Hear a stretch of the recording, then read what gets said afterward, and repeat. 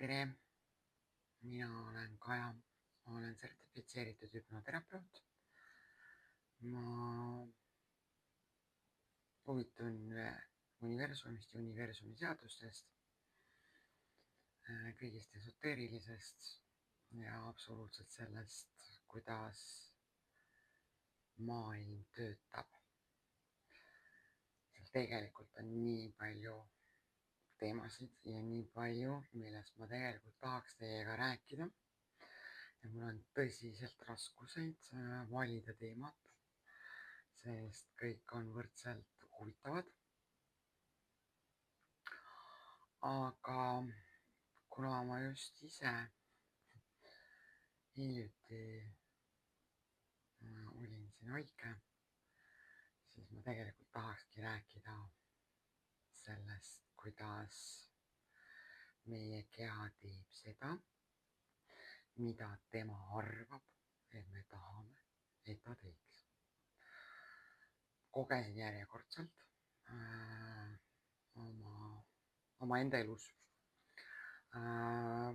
kogu oma pingeolukorras suutnud ennast viia sinnamaale, et pole piisavalt võtnud endale puhkeaega. Kevad, palju tegemist igal rindel, nii vaimses kui füüsilises. Käin ka täiskohaga tööl hetkel veel, mis ei ole nagu jätnud aega piisavalt oma kehale puhkuse andmiseks. Ja täitsa teadlikult tean, et viimase 6 aja jooksul rohkem kui korra ma olen selle veksli välja öelnud, et ma olen väsinud, ma tahan puhata. Kuigi jaa, mul on see läbi peast jooksnud, et ma pean oma soovidega ettevaatlik olema. Pool aastat tagasi olin haige kõrge palavikuga, sest väga lihtne, minu armastusväärne mõistus kuulas mu käsku. Kui ma ütlesin, et ma olen väsinud, ma tahan puhata, siis aga oblaa, palun. Siin on sulle kõrge palavik, mitu päeva ja puhkadki, oledki voodis ja nii ongi. Sest nagu see on selline kõige huvitavam osa, et jah, isegi mina ei ole suutnud veel oma mõistusega piisavalt rääkima õppida, et anda talle piisavalt selgeid arusaadavaid käsklusi. Mitte, et ma ütlen veksli välja ja tagajärg on natukene teine. Puhkamise all ma ei mõelda absoluutselt 3-päevast kõrget palavikku. Jah, mis andis mulle ideaalse võimaluse lihtsalt magada. Aga see taastumine järjekordselt võtab mega aja. Jah, mis tähendaks seda, et ma peaksingi olema kodus ja oma kehale tõsiselt puhkust andma, poputama teda ja ka igatepidi. Aga see taastumisprotsess on kordades pikem, kui iseenesest oleks olnud lihtsalt ka paar päeva võtta aeg maha ja seda enda keha poputamisele kulutada.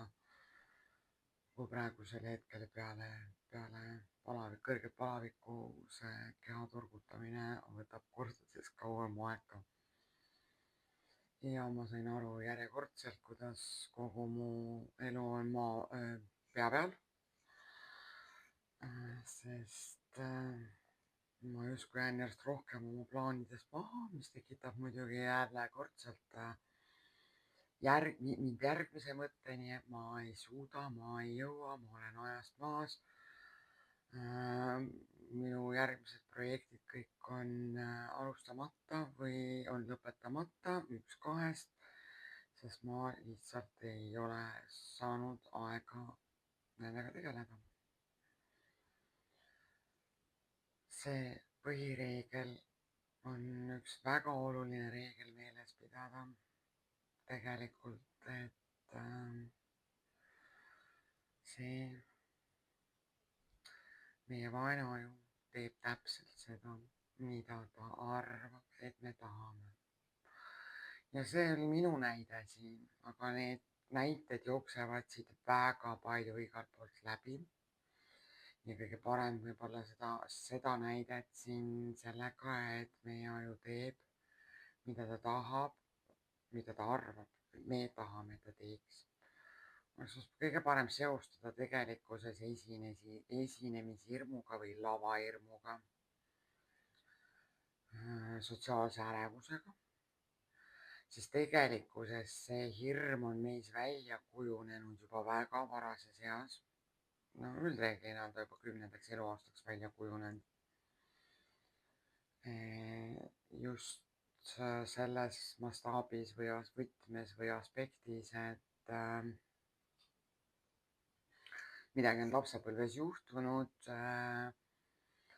mille olukorras sinu aju võttis vastu otsuse, et see oli sinu jaoks kas liiga ebamugav, alandav, valus ja ta teeb kõik selleks, et sa seda valu enam ei peaks läbi tegema. jah, mis viib meid tegelikkuses juba kergelt teise reegli juurde, ühe põhireeglite juurde aju töötamise puhul, et meie aju hoiab meid siin elus maal nii kaua kui võimalik elus. Ja tehes seda läbi selle, et ta hoiab meid eemal valust ja lükkab meid naudingu poole. Ja tagasi tulles nüüd esinemishirmu juurde, siis nii ongi, et kui sa lapsepõlves jõudsid sinna, et sa ei julge avalikke esinemisi teha, noh, seda ei julge tegelikult meist paljud. seal on nagu palju rohkem tegelikkuses taga kui ainult see, et ta hoiab meid ära valust.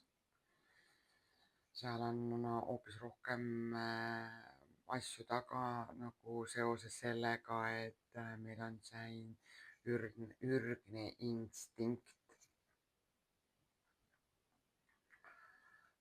kõigile meeldida.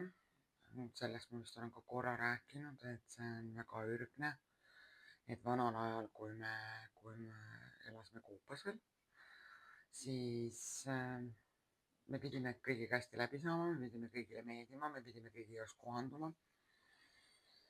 sest kui meid välja sealt Koopast visati, siis me olime väga mitte meeldivas olukorras, sest seal üksinda keset Wild Westi poleks me ellu jäänud, sest keskjad oleks meid lihtsalt seal Koopa ukse ees maha murdnud. Üksipäini ei oleks meil kindlasti olnud väga suurt võimalust ellujäämiseks.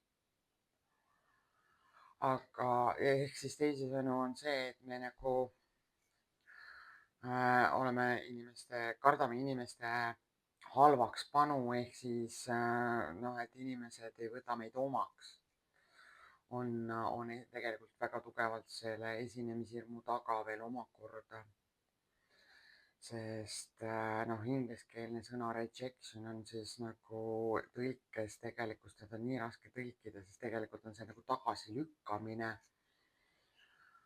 Aga pigem oleks see siis nagu väljaheitmine ühiskonnast läbi selle, et sa arvad teistmoodi, kui arvab ülejäänud ühiskond. Aga avaliku esinemise puhul on see situatsioon väga lihtne juhtuma, et kui sa avalikult avaldavad oma arvamust, siis see ei pruugi väga paljude inimeste arvamusega ühtida. mis tähendab seda, et sind nagu heidetakse siis välja või sind hakatakse, sinu peale näidatakse näpuga, muud jutud. Kui me veel läheme siin mingi 100-150 aastat tagasi, et kui sa rääkisid mingist teemast, mis ei sobinud ülejäänud kuulajatele, siis võisid sa saada mingi kapsa ja tomatirahe oma osanikuks, et see oleks nagu kõige ehedam näide, eks ole, siis õnneks modernsel ajastul päris nii hull ei ole, kuigi jah, kui vaadata siin USA valimisi, siis või vähemalt filmi tasandil, siis vägagi tihti on see, et seal lendab mingeid asju inimeste pihta, kes räägivad midagi, mis üldsusele ei sobi või kellelegi sellest üldsusest ei sobi või enamusele sellest ei sobi, et küll värvitakse kuskil maja seinu ära protestimärgiks, et see inimene ajas lolli juttu või mida iganes, et noh, tegelikult seda niinimetatud ahistamist läbi selle, et sa oled teistsugune ja arvad teistmoodi, ilmselt on ka modernsel ajastul. Mis omakorda veel tegelikkuses mingil määral seda hirmu väga tugevalt nagu aitab toita ja alles hoida. Ja sellest tulenevalt tekibki hirm ja sinu vaene keha, eks ole, on ju, 10. eluaastal või ennem seda juba jõudis sellele järeldusele, et see on väga piinarikas tegevus avalikult esineda ja sealt võivad tulla igasugused tagasilöögid, positiivsed ja negatiivsed.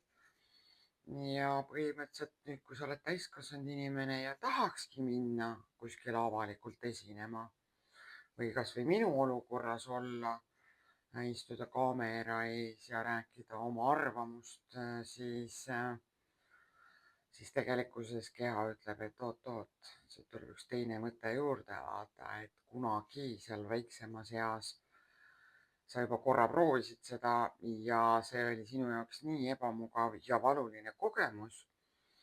Ja mina nüüd võtsin selle otsuse seal vastu, et sa ei peaks rohkem mitte kunagi enam sellist momenti läbi elama.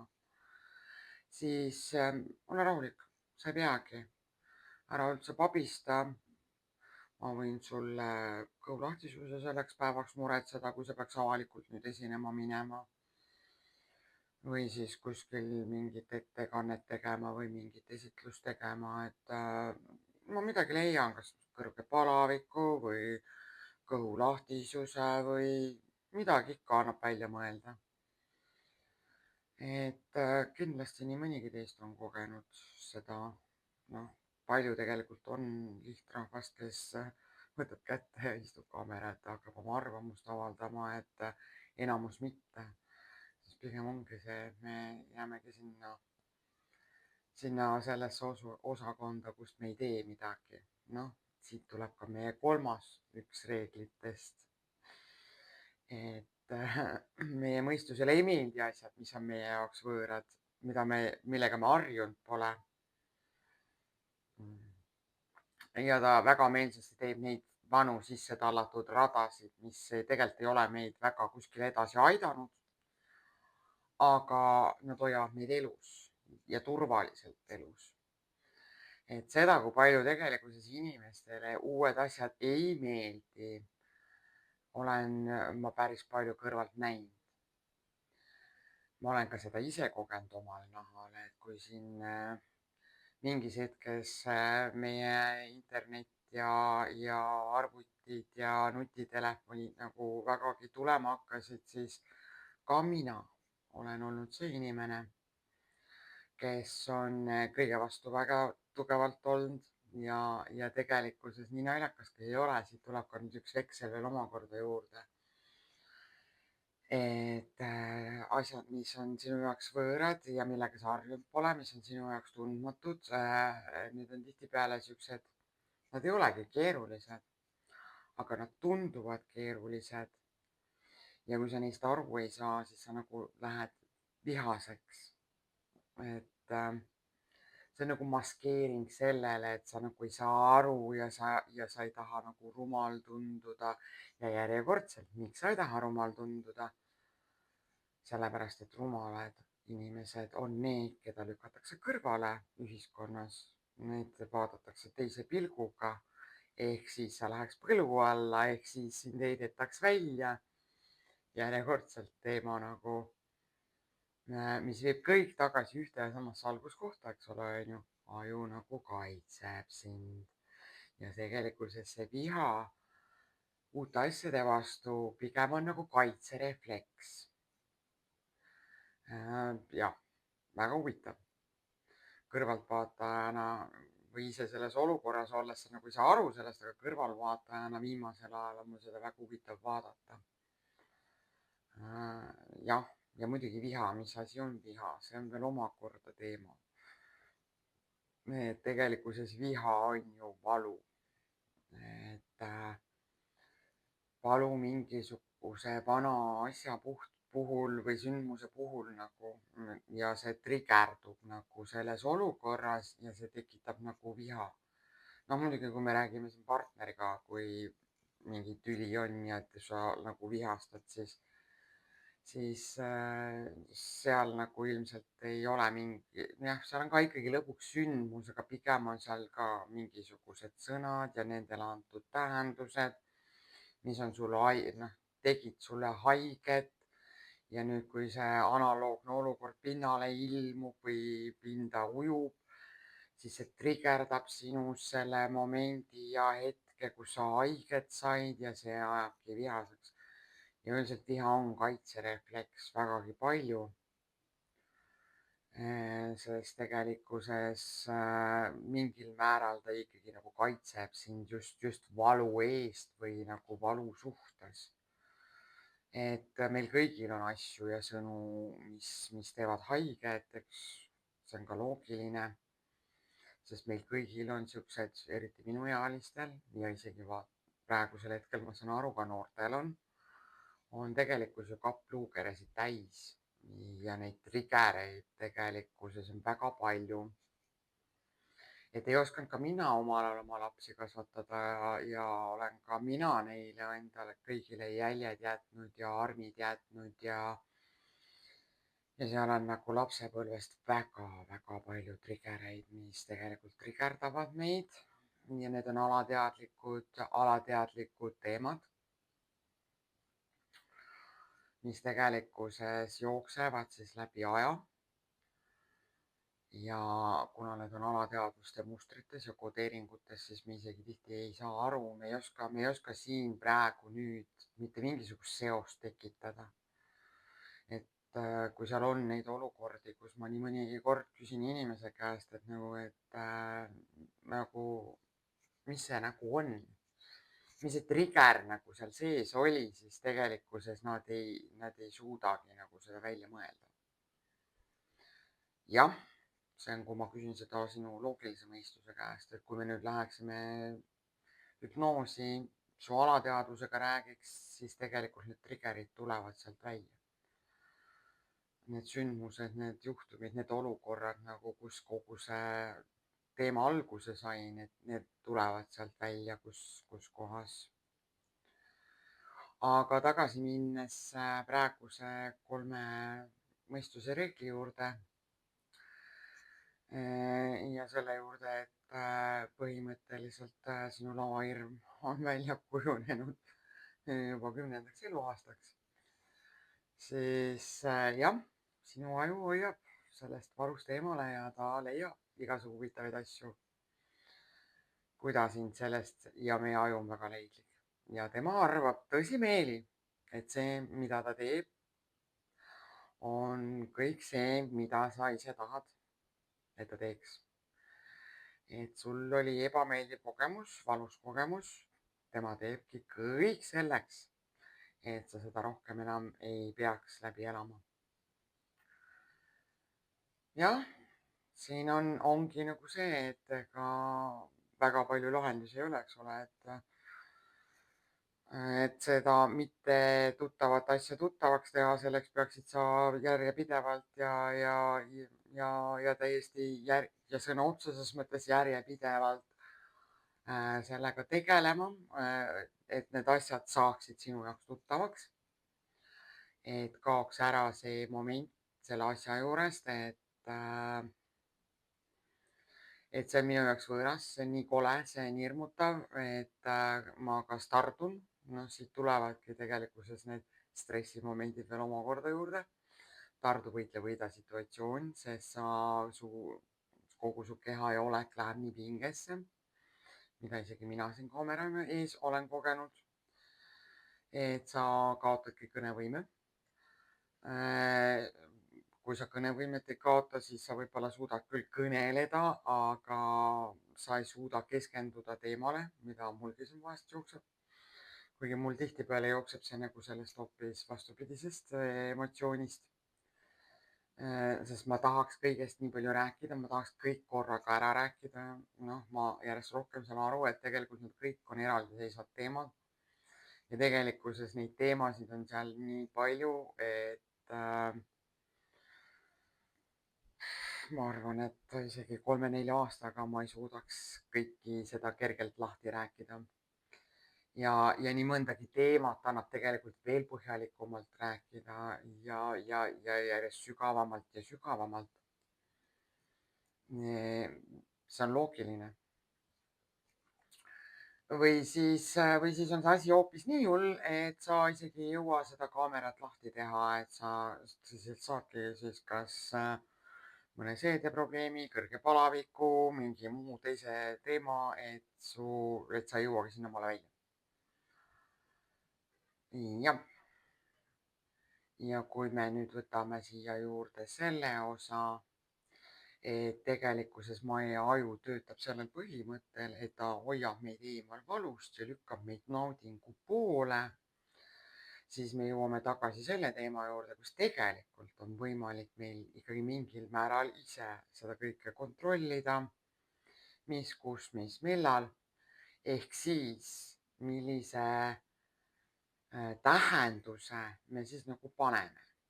Et kui mina põhimõtteliselt ennem salvestuse tegemist istuksin siin ja mõtleksin pingsalt ainult sellele osale, et kui ebamugavalt ma tunnen, kui krampi ma lähen kaamera ees, siis ilmselgelt ma arvan, et ma ei suudaks ühtegi salvestust teha. Aga kui ma nüüd selle tähenduse ümber keeran ja nagu seda hoopis teises aspektis nagu vaatan, et issand, kui äge see on nii nauditav, see on asi, see on teema, ma saan rääkida asjast, mis mulle tõsiselt huvi pakub, mis mind tõsiselt paelub, mis mind kaasa haarab, ehk siis niisugune positiivne ärevus, siis tegelikkuses ma juba hakkan kergelt jääd sulatama selle koha pealt, et tulla siia ja rääkida. Sest siin on veel väga huvitav aspekt. Meie aju tegelikkuses ei tee vahet positiivsel ärevusel ja negatiivsel ärevusel. Et kui seal kui sa peakski minema lava peale nüüd esinema ja astud lava peale, vaata, siis sind nagu tegelikult tabab see ärevusmoment. Siis tegelikult aju lõpuni ei tuvasta, kas sa oled siis nagu meeldivalt ärev või oled sa negatiivselt ärev. Aga see on nüüd see koht, kus sa saad aju nagu segadusse ajada sellega, et sa nagu ise mõtled, jee, see oli nii äge, see on nii äge, ma saan lõpuks minna ja rääkida rahva ees, ehk siis see positiivne ärevus. Või sa lased tal võtta pöörde ja minna negatiivsesse, ehk siis appi, kui ma teen ennast lolliks seal, issand, mis siis saab, kui mul sõnad meelest ära lähevad. Ja siit tuleb see negatiivne pool. Noh, siit me jõuame veel ühe ajuseaduse juurde, see, mida sa eeldad, seega tuleb. Jah, nii ta on. Et tihtipeale on tegelikkuses see, et on mõningaid tegevusi ja töösid, mida me teha ei taha, sest nad tunduvad ebamugavad, nõmedad, kuidagi aja raiskamine, mida iganes, kas või rääkides siin, ma tean täiesti inimesi, kes vihkavad nõude pesemist, kes vihkavad söögi tegemist, kellel on, kõigil meil on omad mingisugused asjad, mida me tegelikult üldse teha ei taha. Siis järjekordselt nipp, et kui aju nagu lükkab meid selles naudingu suunas, siis jah, mõtle sellele tegevusele kui millelegi väga positiivsele. Ma lähen teen, see on täitsa äge. Sest tegelikult on siin, see on ära tõestatud fakt. Nagu tänagi, kui ma seda salvestust teen, on väljas niisugune mitte kõige meeldivam ilm, vihma sajab. Ja kui ma peaks nüüd minema sportlasena või sõjaväelasena välja jooksma, nagu trenni tegema, siis ilmselt nemad lähevad ja teevad. Aga kui ma oleksin nüüd inimene, kes tahaks lihtsalt tervisesporti teha, siis uskuge mind, ma jätaks minemata. Juba tänu ilmale. Aga see on nagu selgeks tehtud, et sõjaväelased tegelikkuses ju jooksevad absoluutselt iga ilmaga, vahet ei ole. Kas sajab vihma, sajab lund või pussnuge või kärnkoldasid, nad lähevad ja jooksevad. Aga kui te nüüd vaatate, siis üldreeglina laulavad nad ka rivilaulu, mis on see niinimetatud aju trikitamine. Sest olgem ausad, sa ju ei laulaks, kui sulle ei meeldiks. Samas ütleme, kui ma oleks nüüd inimene, kes nagu teeks tervisesporti või nagu peaks kehakaalu pärast tegema lisatreeningut, siis jah, me teame kõik, kui raske on kehakaalu kaotada, kellel on probleem sellega. Ja jah, ma võin tunduda siin päris sale, aga ega see ei tähenda seda, et mul reaalset probleemi kui sellist ei ole. Siis tegelikkuses see trenni tegemine ja see enda lükkamine sealt mugavustsoonist välja tihtipeale ongi nagu väga raske. Ja kui mind ees ootab vihmane ilm, niisugune sompus nõme ja ma pigem oleks kodus, näksiks midagi ägedat head ja vaataks võib-olla mingit filmi, hoopis nagu suurendaks oma kehakaalu. Selle asemel, et minna välja jooksma, siis ma üldiselt arvatavasti isegi ei läheks. Ma arvan, et ma olen päris paar korda mõne trenni tänu sellele vahele. Aga mul ei ole ka nagu sellist mingit hullu karjuvat vajadust, et siis ma lihtsalt jätan selle filmi vaatamiseks ja snäki söömata. Aga siit omakorda jälle teema, et tegelikkuses tuleb ennast kokku võtta ja seda aju siis nagu kavaldada üle tegema asju või jätta mulje, et sulle meeldib asjade tegemine. Ja naljakas on see, et kui sa seda järjekindlalt teed, siis tegelikkuses lõpuks sa saadki nagu sellest, no siit tulebki nagu jälle see ümberkujundamise teema, et sa tegelikkuses kujundadki ümber selle vastikustunde selle asja tegevuse vastu ja pigem ta kujundadki ümber siis kas nagu normaalseks või siis enda jaoks meeldivaks, mis aitab sul siis tegelikkuses selle asjaga toime tulla ja seda asja palju meeldivamalt teha. Täpselt sama teema on ju tegelikkuses. Nagu ma ei taha tegelikult täna rohkem teemasid puudutada, pigem jääkski siia 3 juurde. Et meie aju teeb täpselt seda, mida ta tahab, mida ta arvab, et me tahame. Ja see, et aju hoiab meid elus planeedil Maa läbi selle, et hoiab meid ära valust ja lükkab meid naudingu poole. Ja see, et meie ajule üldse ei meeldi asjad, mis on meie jaoks võõrad. Ja ta pigem hoiab meid siin ebamugavas rajas, isegi kui see ei ole enam meile kasulik. Siit ma tahan nüüd kokku kogu asja võtta, et jah, isegi mina saan aru, et ma jätkuvalt ei suuda oma ajule õigeid käsklusi anda. Ja mul tuleb sellega veel tööd teha. Ja kogu see kodeerimine on iseenesest täiesti võimalik. Ja selleks on vaja teha endaga tööd ühel või teisel viisil. Lihtsustamiseks pakun teile varianti seansina, hüpnoosi seansina, kiire transformatsiooni seansina. Olete teretulnud minu juures aega kirja panema ja seanssi katsetama. Või siis lihtsalt enda distsipliini kasvatades, iseenda sisemaailmaga tööd tehes, seda kõike muutes.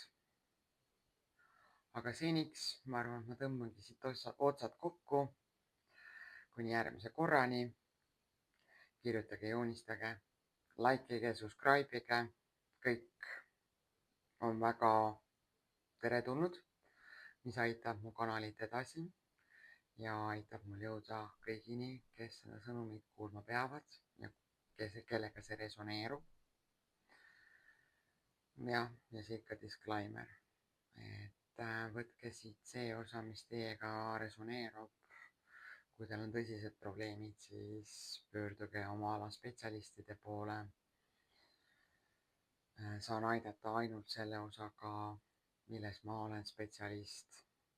kõik ülejäänud juriidilised osad jätke neile, kes seda paremini teavad. seniks aga ilusat olemist ja head harjutamist ja kohtumise järgmine kord.